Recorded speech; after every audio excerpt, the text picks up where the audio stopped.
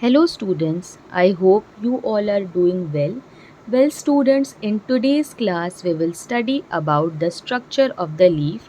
In the given diagram you are seeing the structure of the leaf and in the sides are mentioned the parts of the leaf.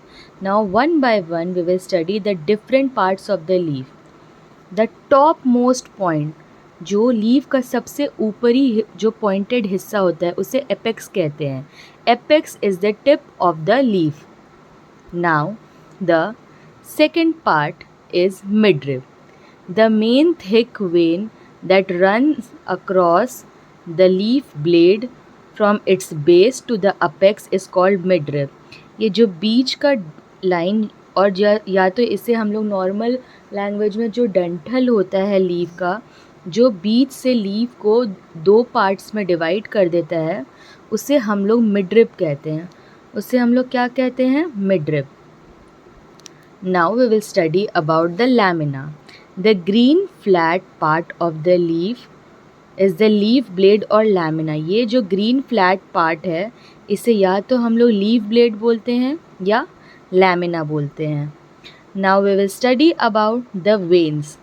The thin tube-like structure on the leaf are called veins.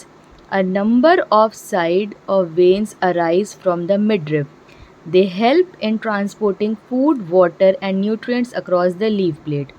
What happens, ये जो midrib है, जो बीच का डंठल है, उससे ये जो साइड के tube like structure, thin line like structure जो अराइज हुए हैं, ये पार्ट, इसे हम लोग कहते हैं वेन्स. क्या कहते हैं? वेन्स.